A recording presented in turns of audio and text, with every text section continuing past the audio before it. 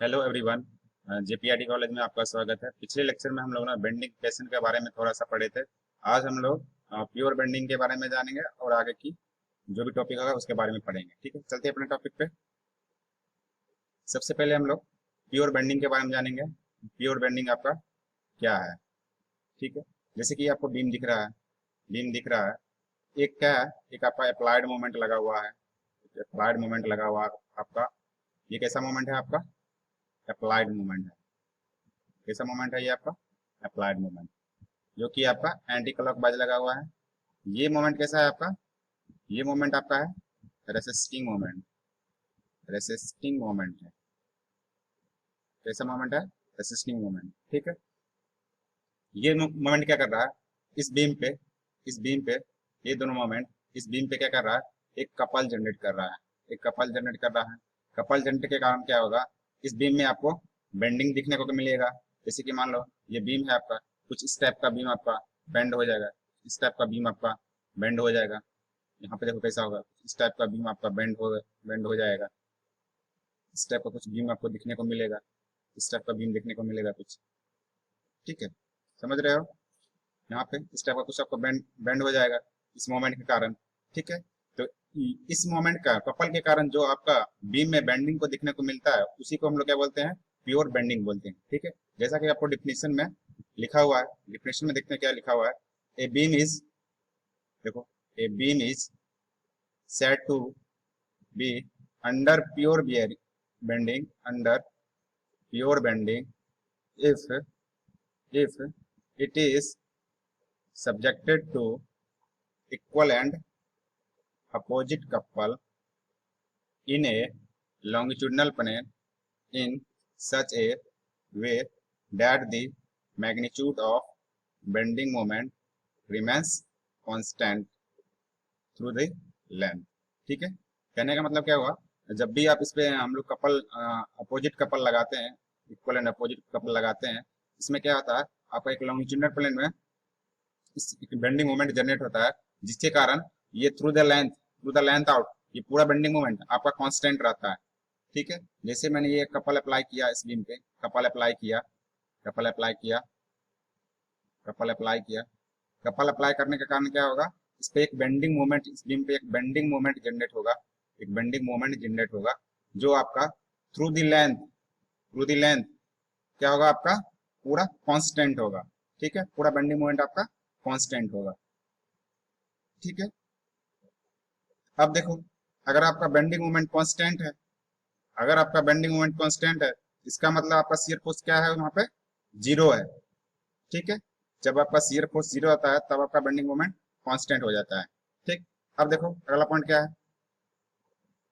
अगला पॉइंट क्या है? इस हम लोग इसमें इस बीम में दो पॉइंट को देखते हैं। पहले भी बताए थे कि न्यूट्रल फाइबर क्या होता है, नेचुरल एक्सिस क्या होता है। फिर से आज हम देखते हैं। ठीक है, जैसे ये बीम है आपका, ये बीम है, ये आपको एक फाइबर दिख रहा होगा। ये ब्लू कलर का फाइबर दिख रहा है आपको, ब्लू कलर का फाइबर दिख रहा है। ठीक है, ये जो आपको प्लेन दिख रहा है, ये जो आपको पूरा प्लेन दिख रहा है, प्लेन दिख रहा है, जिसपे आपका नेट शियर फोर्स, इस पे क्या है आपका नेट नेट फोर्स जो है प्लेन में, नेट फोर्स जो है ये आपका क्या होगा? जीरो होगा। जीरो होगा। कुछ इस टाइप का आपको बीम दिखेगा। देखो कुछ इस टाइप का बीम दिखेगा, इस टाइप का बीम दिखेगा। ये आपका अपर वाला पार्ट है, ये आपका लोअर पार्ट है। ये जो आपका प्लेन दिख रहा है, ये जो आपका बीम का प्लेन दिख रहा है, इस पे क्या है? इस पे आपका नेट फोर्स क्या है? नेट फोर्स क्या है आपका? जीरो है। ठीक है, तो इस फाइबर को हम लोग क्या करते हैं? न्यूट्रल फाइबर बोलते हैं। ठीक है, इस फाइबर को क्या बोलते हैं हम लोग? न्यूट्रल फाइबर बोलते हैं। देखो डिफिनेशन में ये लिखा हुआ है, it is the fibre, it is the fibre at which net force is zero, net force is zero, hence elongation of fiber is zero, so stress and stress are also zero। ठीक है, मान लो इस वाले fibre पे, इस वाले fibre पे आपका अगर नेट फोर्स जीरो है, इसमें कोई भी एक्टिविटी देखने को नहीं मिलेगा। इस फाइबर पे क्या होगा? अगर नेट फोर्स आपका जीरो है तो आपका फाइबर का जो इलोंगेशन होगा वो इलोंगेशन आपको देखने को नहीं मिलेगा, इलोंगेशन देखने को नहीं मिलेगा। और आपका स्ट्रेस जो होगा, स्ट्रेस और स्ट्रेन जीरो होगा। क्यों होगा स्ट्रेस स्ट्रेन जीरो? क्योंकि यहाँ पे आपका फोर्स ही जीरो है। ठीक है, फिर इस टाइप के प्लेन को हम लोग क्या बोलेंगे? न्यूट्रल फाइबर बोलेंगे। ठीक है, अब देखो न्यूट्रल एक्सिस किसको बोलेंगे? It is defined as the line of intersection between plane of cross section and neutral fiber। ठीक है, ये आपका क्या है? ये जो आपको दिख रहा है, मैं रेड कलर से जो कर रहा हूँ, रेड कलर से कर रहा हूँ, ये आपका क्या है? ये आपका है, क्या है आपका? ट्रांसवर्स क्रॉस सेक्शनल है। क्या है? ये आपका ट्रांसवर्स क्रॉस सेक्शनल है। ठीक है, तो आपका ट्रांसवर्स क्रॉस सेक्शनल और न्यूट्रल फाइबर जहां पे मीट करता है, ये जहां पे मीट करेगा, ये मान लो कि इस पॉइंट पे मीट कर रहा है, इस पॉइंट को, ये जो आपका पॉइंट होगा, ये आपका क्या कहलाएगा? न्यूट्रल न्यूट्रल एक्सिस कहलाएगा। न्यूट्रल एक्सिस कहलाएगा। ठीक है, जहां पे आपका न्यूट्रल फाइबर और क्रॉस सेक्शनल एरिया जो मैच करेगा, मीट करेगा, इंटरसेक्शन करेगा, ठीक है, उस वाले हम लोग पॉइंट को क्या कहेंगे? न्यूट्रल एक्सिस बोलेंगे। तो हम लोग इसको क्या बोलेंगे? Neutral axis. न्यूट्रल एक्सिस बोलेंगे। ठीक है, आई थिंक समझ गए होंगे न्यूट्रल फाइबर और न्यूट्रल एक्सिस क्या होता है। अब चलते हैं अगले टॉपिक पे। ये तो बीम को समझाने के लिए आपका डायग्राम दिया गया था। ये आपका क्या है? ये जो आपका है वो आपका है न्यूट्रल फाइबर। ठीक है, यही जो आपका, ये जो मान लो ये लाइन है पॉइंट, ये जो आपका क्रॉस सेक्शन मिलेगा, इस वाले एक्सिस को हम लोग क्या बोलेंगे? Neutral axis. ठीक है, न्यूट्रल एक्सिस बोलेंगे। ठीक, अब देखो हम लोग क्या करेंगे? एनालिसिस करेंगे। Analysis of stress and strain. Analysis of stress and strain in pure bending. Pure bending में हम लोग स्ट्रेस और स्ट्रेन का क्या करेंगे? एनालिसिस करेंगे। ठीक है, ये क्या था आपका? ये आपका बीम था जिसपे हम लोगों ने क्या किया था? Opposite couple, equal opposite couple लगाए थे। कपल के कारण क्या हुआ? इसमें एक बेंडिंग मोमेंट आया थ्रू द लेंथ। आपका क्या था? ये कांस्टेंट था। ठीक है, इसके कारण इसमें क्या हुआ? बेंडिंग। ये आपका बीम क्या हुआ? बेंड कर गया। ठीक है, ये आपका न्यूट्रल फाइबर है। ये आपका न्यूट्रल फाइबर है। इसी को हम लोग क्रॉस सेक्शन एरिया जो मिलेगा, मैच करेगा इस क्रॉस सेक्शन से, इसको हम लोग क्या बोलेंगे? Neutral axis. ये आपका न्यूट्रल एक्सिस है। ठीक है, और वाई डिस्टेंस पे क्या किया मैंने? वाई डिस्टेंस पे मैंने एक और फाइबर ले लिया।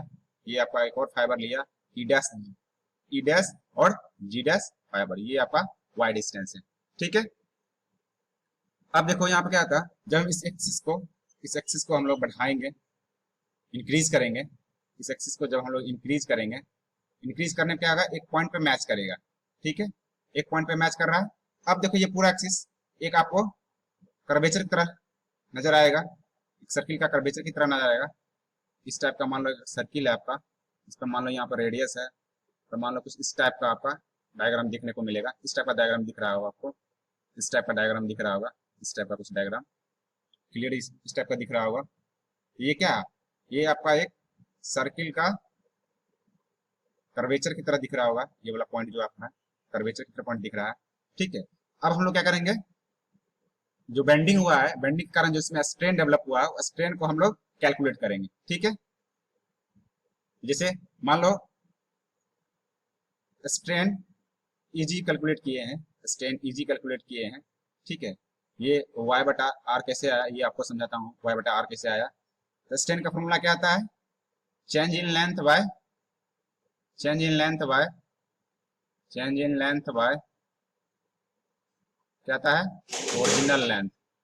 Change in length bye original length, यही होता है स्ट्रेन का फॉर्मूला।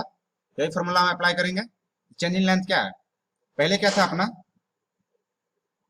ये देखो, जब हम लोग लोड नहीं लगाए थे, जब हम मान लो इस बीम का लेंथ था एल, एल था लेंथ आपका, एल था लेंथ। ठीक है, मान लो जब इस पे हमने मोमेंट अप्लाई नहीं किया था, उस टाइम क्या होगा? उस टाइम लेंथ होगा आपका इजी, मान लो इजी होगा। ठीक है, क्योंकि इजी से हम इसको डिनोट किए हैं, इसको जो आपका एक्स्ट्रा नेचुरल फाइबर लिए हैं वाई पे, इसको हम लोग इजी से डिनोट किए हैं। ये आपका क्या होगा? पहले जब हम लोग लोड नहीं लगाए, जब मोमेंट नहीं लगाए थे, उस टाइम मेरा इसका लेंथ ओरिजिनल लेंथ के बराबर होगा। ठीक है, जैसे ही मैंने इसमें मोमेंट लगाया, जैसे ही मैंने इसमें मोमेंट लगाया, तो मोमेंट के कारण क्या हुआ? ये आपका चेंज हो गया। ठीक है, ये लेंथ चेंज होगा। ये आपका क्या आएगा? एल डैश इजी आ गया। ठीक है, तो चेंज इन लेंथ क्या होता है? स्ट्रेन बराबर क्या होगा? L dash easy E dash dash minus L, L E G आएगा, ठीक है। चेंजिंग लेंथ आ गया, फाइनल मेश इनिशियल कर दिए, ठीक है, अपॉन में ओरिजिनल लेंथ एल ई जी है आपका, ठीक है, ठीक है। अब देखो एल हम लोग कैलकुलेट करेंगे, बचपन में आप लोग कैलकुलेट किए होंगे। इसका कैलकुलेट मान लो कि यहाँ पे आपका थीटा है और ये आपका रेडियस आर है, रेडियस हमको गिवन दिया हुआ है, ये आपको यहाँ तक रेडियस गिवन दिया हुआ है, रेडियस गिवन दिया हुआ है, ठीक है, रेडियस आपका दिया हुआ है आर, और मैंने ये डिस्टेंस कितना लिया था, ए टू जी वाई लिया था, ठीक है। तो टोटल डिस्टेंस कितना हो गया, इस फाइबर तक का टोटल डिस्टेंस कितना हो गया, आर प्लस वाई हो गया total distance, R plus Y हो गया टोटल डिस्टेंस, ठीक है। तो इसका जो हम लोग कर्वेचर निकालते थे बचपन में, जब हम लोग कर्वेचर निकालते थे, एल जो निकालते थे, इसका कर्वेचर एल जो निकालते थे, वो हो जाता था आपका आर थीटा। ये थीटा से जितना एंगल से आपका रेडियस है वो, और रेडियस को हम लोग थीटा से मल्टीप्लाई करते थे, ये आपका कर्वेचर आ जाता था, ठीक है। बचपन में पढ़े होंगे आप लोग। इसी तरह हम लोग क्या करेंगे, इसका इस कर्वेचर का डिस्टेंस निकाल लेंगे। डिस्टेंस क्या होगा, थीटा को मालूम है, ये आपका क्या है, R plus total Y, total radius इस पॉइंट का रेडियस क्या होगा, एल आर प्लस वाई। ये क्या आएगा आपका, एल डैश क्या आएगा आपका, यहाँ पे एल डैश मान लीजिए, यहाँ पे आएगा आपका R plus Y into theta, ठीक है। अब ये न्यूट्रल एक्सिस, अब ये जो न्यूट्रल एक्सिस आपको दिख रहा है, न्यूट्रल एक्सिस दिख रहा है, ये वाला न्यूट्रल एक्सिस दिख रहा है जो, ठीक है, इसका डिस्टेंस कितना है, इसका रेडियस कितना है, आर है, और एंगल क्या है आपका थीटा। ये लेंथ कितना होगा, ये लेंथ क्या होगा, आर थीटा आ जाएगा। यहाँ पे क्या करेंगे, माइनस नीचे वाला क्या है, आर थीटा, ठीक है। अब देखो नीचे में क्या है आपका, नीचे में आपका ओरिजिनल लेंथ है, ये वाला लेंथ, ये वाला लेंथ कैसा है, कितना आएगा, आर थीटा, ठीक है। जब आप इसको कैलकुलेट करोगे, जब इसको कैलकुलेट करोगे, ये आपका क्या आएगा, जैसे मान लो ये आर थीटा मल्टीप्लाई होगा आर थीटा, ये माइनस आर थीटा, ये माइनस आर थीटा, ये minus R theta cancel out होगा, बच जाएगा आपका Y theta upon R theta, theta theta cancel हो जाएगा, तो ये आपका क्या बच जाएगा, वाई बटे आर। यही देखो यहाँ पे लिखा हुआ है वाई बटे आर। क्या हुआ, जब मैंने स्ट्रेन को कैलकुलेट किया तो ये कितना आया, वाई बटे आर। ये डिस्टेंस जो है आपका, ये डिस्टेंस जो है आपका वाई अपॉन में रेडियस, टोटल न्यूट्रल एक्सिस जितना रेडियस है वो आएगा। प्लस माइनस इसलिए लिखा हुआ है, इस न्यूट्रल एक्सिस के, ये प्लस करने का मतलब ये न्यूट्रल एक्सिस के एबव है, ठीक है। अगर माइनस आता है वैल्यू इसका, स्ट्रेन का अगर माइनस वैल्यू आता है, ये आपका न्यूट्रल एक्सिस से बिलो है, ठीक है। समझ गए ये वाई बटा आर कैसे आया, ठीक। अब चलते हैं अगले टॉपिक पे। देखिए अब देखिए इसका स्ट्रेन डिस्ट्रीब्यूशन कैसा होगा, स्ट्रेन डिस्ट्रीब्यूशन कैसा होगा, स्ट्रेन डिस्ट्रीब्यूशन, ठीक है। ये मान लीजिए कि ये आपका बीम था, ये आपका न्यूट्रल एक्सिस है, लीजिए न्यूट्रल एक्सिस है, ठीक है। इसका हम लोग स्ट्रेन डिस्ट्रीब्यूशन देखेंगे, ठीक है। स्ट्रेन डिस्ट्रीब्यूशन एजप्शन में आप लोग को बताए थे, एजप्शन में इस जब बेंडिंग का स्ट्रेन डिस्ट्रीब्यूशन होता है वो कैसा होता है, वो आपका लीनियर होता है, लीनियरली होता है स्ट्रेन डिस्ट्रीब्यूशन। इसी को देखेंगे लीनियर कैसे होता है आपका। ये आपका न्यूट्रल एक्सिस है, ये मान लीजिए छोटा सा एक पार्ट ले लिए, इसका छोटा सा एरिया ले लिए, छोटा सा एक एरिया ले लिए, इस बीम का छोटा सा एरिया ले लिए, ठीक है। ये आपका क्या है, न्यूट्रल एक्सिस है। न्यूट्रल एक्सिस से वाई डिस्टेंस पे, ये आपका वाई डिस्टेंस, ये क्या था, ये आपका कितना था, वाई डिस्टेंस लिए थे इसको, वाई डिस्टेंस पे, वाई डिस्टेंस क्या है आपका, इजी पॉइंट है, इजी न्यूट्रल फाइबर है, easy neutral fibre, neutral fibre है, ये आपका इजी न्यूट्रल फाइबर है, ठीक है। क्या होता है कि जब आप ये देखो, इस यहाँ पर बीम पे देखो, ये बीम कैसा है, ये बीम कैसा है, जैसे इस पे मोमेंट लगा था, जैसे इस पे मोमेंट लगा था, जिससे मोमेंट लगा था, ठीक है, मोमेंट लगा था, ये क्या हुआ था, बीम आपका बेंड कर गया इस टाइप का। यहाँ पे क्या जनरेट हुआ है, नीचे में क्या जनरेट हो रहा है, कंप्रेशन दिख रहा होगा, नीचे में आपका कंप्रेशन है, बीम आपका मुड़ गया तो ये आपका बीम ऊपर से फैल गया, तो यहाँ पे क्या हुआ, आपका टेंशन जनरेट हो गया, क्या होगा, टेंशन जनरेट हो गया, ठीक है। अब देखो ये तो आपका न्यूट्रल एक्सिस है, ये तो आपका न्यूट्रल एक्सिस है, तो न्यूट्रल एक्सिस से नीचे जितना भी पार्ट होगा, न्यूट्रल एक्सिस से नीचे जो पार्ट होगा, नीचे पार्ट, यहाँ पर क्या होगा, आपका कंप्रेशन होगा, ठीक है। सबसे ज्यादा कंप्रेशन यहाँ पे होगा, लास्ट वाले पॉइंट पे, यहाँ पे देखो सबसे ज्यादा कंप्रेशन दिखाया गया है। उसके बाद कंप्रेशन थोड़ा कम होगा, उसके बाद थोड़ा सा कंप्रेशन कम होगा, ठीक है। उसके बाद यहाँ पे कंप्रेशन कम होगा, इसके बाद यहाँ से आपका न्यूट्रल एक्सिस से एबव आपका टेंशन आना स्टार्ट हो गया। देखो टेंशन आना स्टार्ट, डायग्राम क्लियर पता चल रहा है कि टेंशन आना स्टार्ट हो गया। ठीक है, ये आपका क्या है, न्यूट्रल एक्सिस यहाँ पे एंड पे क्या है आपका कंप्रेशन मैक्सिमम है, और यहाँ पे आपका देखो लास्ट में इस पॉइंट पे टेंशन मैक्सिमम होगा। ठीक है, उसके बाद धीरे धीरे टेंशन आपका कमेगा कमेगा, न्यूट्रल एक्सिस पे आपका जीरो रहेगा, क्योंकि यहाँ पे कोई फोर्स लाई नहीं करता है। न्यूट्रल एक्सिस पे क्या होता है, न्यूट्रल फाइबर होता है, न्यूट्रल फाइबर पे क्या होता है, नेट फोर्स जीरो होता है, इसलिए यहाँ पे आपका जीरो है, यहाँ पे कोई भी कंप्रेशन और टेंशन नहीं होगा। ठीक है, न्यूट्रल एक्सिस से नीचे जस्ट जस्ट जैसे नीचे जाओगे यहाँ पे आपको कंप्रेशन दिखने को मिलेगा। ठीक है, ये ग्राफ कैसा है, ये ग्राफ का कैसा है, लीनियर है। ठीक है, इसलिए कोई भी पूछेगा कि बेंडिंग का जो स्ट्रेन डिस्ट्रीब्यूशन डायग्राम होगा कैसा होगा, तो वो आपका लीनियरली होगा। ठीक है, अब देखो मान लो ये आपका ओरिजिनल बीम ऐसा कुछ होता, मान लो इस टाइप का ओरिजिनल बीम होता।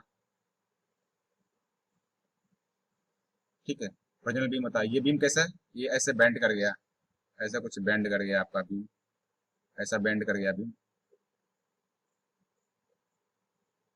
बेंड कर गया बीम।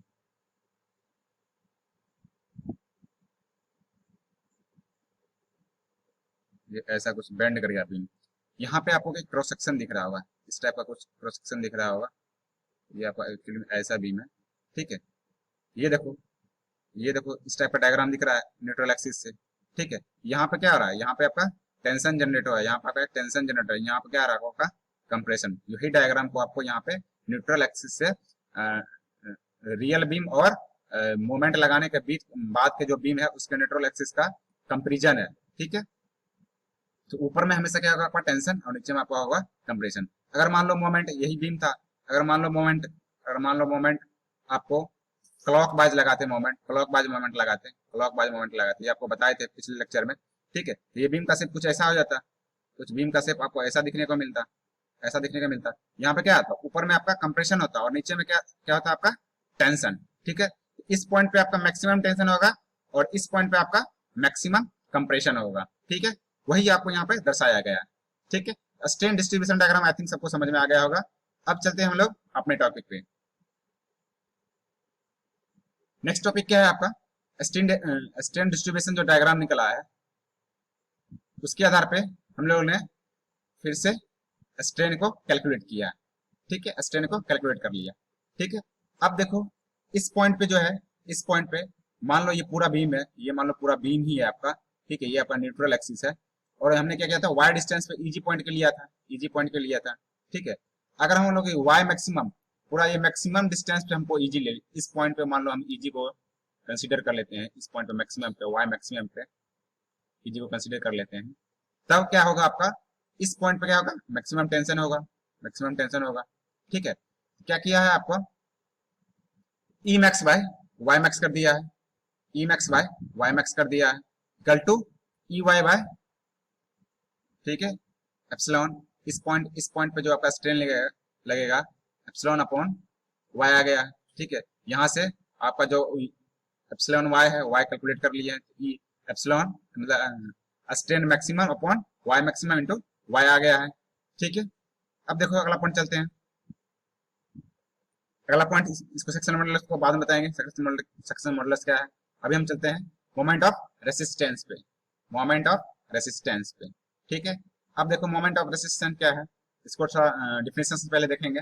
ठीक है, it is defined as the internal resistance bending coupled by the plan of cross sectional of the member। ठीक है, क्या कह रहा है, जो आपका इंटरनल रेसिस्टेंस बेंडिंग है जो कपल के द्वारा लगा है। ठीक है, उसका हम लोग क्या करेंगे, क्रॉस सेक्शनल एरिया से डिवाइड कर देंगे, तो वो आपका क्या कहलाएगा, मोमेंट ऑफ रेसिस्टेंस कहलाएगा। ठीक है, मोमेंट ऑफ रेसिस्टेंस कहलाएगा। ठीक है, अब देखो फॉर सेफ कंडीशन में क्या है, एम आर जो है मोमेंट ऑफ रेसिस्टेंस है, अगर वो एक्सटर्नली मोमेंट से ज्यादा है तब आपका क्या होगा, बीम सेफ होगा। जैसे मान लो ये आपका बीम है, ये आपका बीम है, ये आपका बीम है, इस पे मैंने मोमेंट ऑफ रेसिस्टेंस कैलकुलेट किया, मान लो 100 न्यूटन पर मीटर स्क्वायर। ठीक है, अगर मान लो इस पे हमने अप्लाइड मोमेंट 40 डाला था, अप्लाइड मोमेंट कितना डाला था 40 न्यूटन पर मीटर स्क्वायर। ठीक है, इसमें क्या हो रहा है, इस आपका अप्लाइड मोमेंट 40 है और रेसिस्टिंग मोमेंट जो हम लोग कैलकुलेट किए हैं वो आपका क्या है 100 है। ठीक है, तो 100 आपका ज्यादा है। अगर आपका रेसिस्टेंस मोमेंट अगर ज्यादा है तो आपका क्या होगा, आपका जो क्या होगा एक्सटर्नल बीम जो होगा वो आपका सेफ होगा। ठीक है, अगर आपका एक्सटर्नली अप्लाइड लोड जो है, अगर मान लो मोमेंट ऑफ रेसिस्टेंस ये कम होता ये मोमेंट ऑफ रेसिस्टेंस आपका कम होता तो क्या होता आपका प्लास्टिक डिफॉर्मेशन हो जाता। ठीक है, प्लास्टिक डिफॉर्मेशन होता है। इसलिए हमेशा ऑलवेज क्या होता है कि आपका मोमेंट ऑफ रेसिस्टेंस क्या ज्यादा होना चाहिए, अप्लाइड मोमेंट से हमेशा मोमेंट ऑफ रेसिस्टेंस ज्यादा होना चाहिए। ठीक है, अब देखो मोमेंट ऑफ रेसिस्टेंस को डिफाइन किया गया, कैसे डिफाइन किया गया, जैसे मान लो ये आपका बॉडी था, ये आपका क्या था बीम था, ये आपका बीम था, इसी बीम को हम लोग बीम था इसी पे हम लोग एनालिसिस करेंगे मोमेंट ऑफ रेसिस्टेंस का। ठीक है, ये आपका क्या है, ये आपका न्यूट्रल एक्सिस है, ये आपका क्या है न्यूट्रल एक्सिस, और वाई डिस्टेंस पे मैंने क्या किया एक फोर्स अप्लाई कर दिया है। एक छोटा सा ये एरिया ले लिया, ये पीला वाला एरिया दिख रहा है, छोटा सा आपका एरिया है, इस छोटे से एरिया पे हमने क्या किया एफ फोर्स अप्लाई कर दिया। ठीक है, ये आपका क्या है वाई मैक्सिमम है और यहाँ पे क्या होगा स्ट्रेस भी आपका मैक्सिमम आएगा। ठीक है, तो स्ट्रेस क्या होता है फोर्स अपॉन एरिया, स्ट्रेस क्या होता है आपका फोर्स अपॉन एरिया। जो इस स्मॉल पार्टिकल का क्या होगा स्ट्रेस, इस स्मॉल पार्टिकल क्या होगा, ये स्मॉल पार्टिकल का होगा आपका small force upon small area, small force upon small area. इस पार्टिकल का क्या होगा, इसका जो फोर्स होगा वो डीएफ, ये जो आपका पीला वाला पार्ट दिख रहा है ये आपका स्मॉल एरिया लिए हैं छोटा सा एनालाइज करने के लिए, छोटा सा पार्टिकल लिए हैं, ये मान लो छोटा सा है, छोटा सा एरिया है इसका। ठीक है, इस पे फोर्स लग रहा है, इस पे फोर्स लग रहा है, फोर्स वो क्या है डीएफ। ठीक है, तो स्ट्रेस बाय क्या होगा इस छोटे से एरिया के लिए डीएफ अपॉन डीए। ठीक है, यहाँ से डीएफ क्या होगा, डीएफ क्या होगा, डीएफ आपका आएगा सिग्मा इंटू डीए, ये आपका इक्वेशन नंबर 1 मिल गया। डीएफ इक्वल टू क्या होगा सिग्मा इंटू डीए। अब क्या करेंगे हम लोग putting value of stress in 1।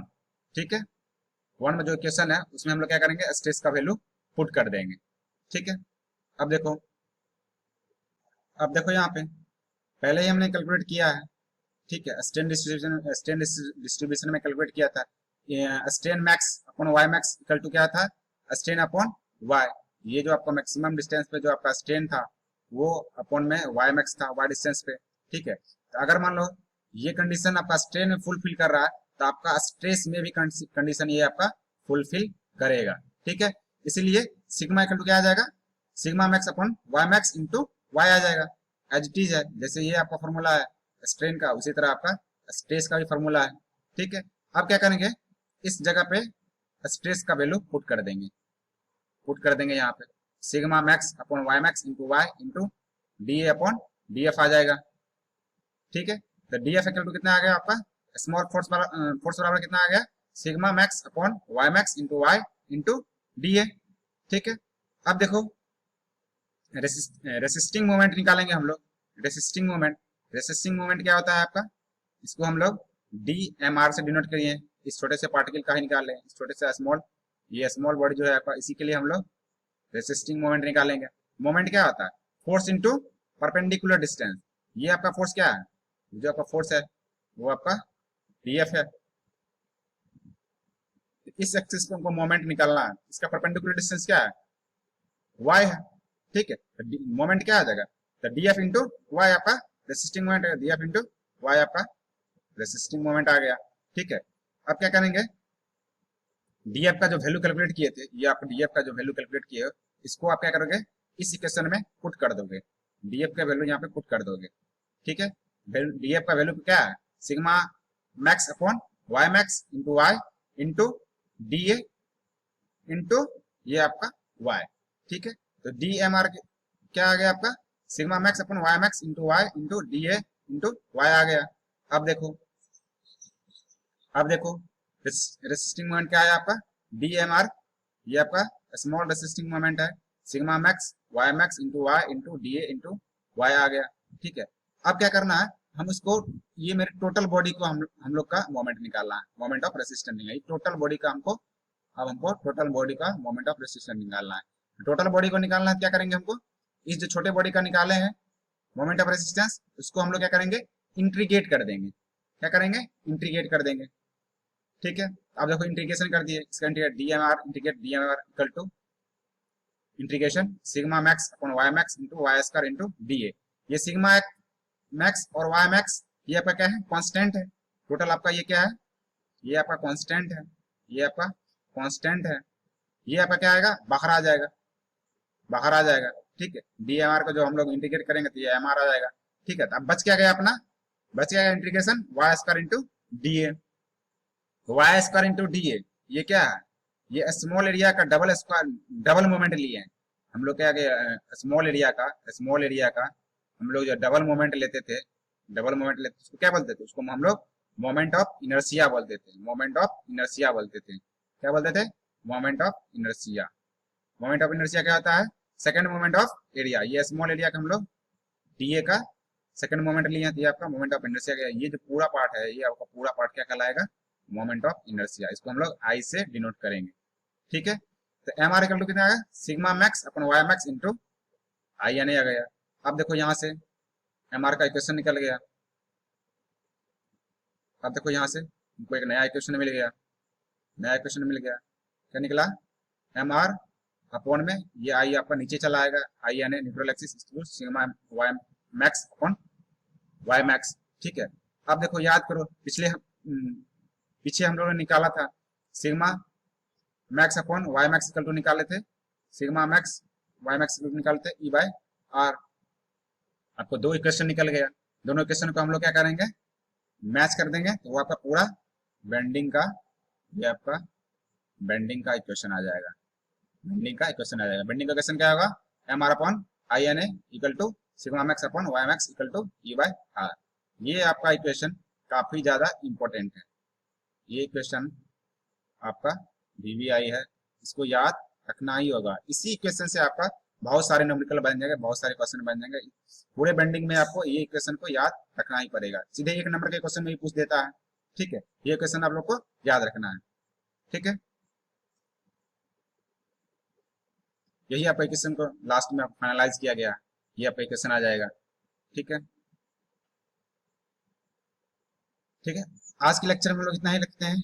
Next lecture में हम लोग सेक्शन मॉडल्स के बारे में पढ़ेंगे और आगे के टॉपिक के बारे में पढ़ेंगे। वीडियो आपको अच्छा लगे वीडियो को लाइक कीजिए और चैनल को जरूर सब्सक्राइब कीजिए। Thank you for watching.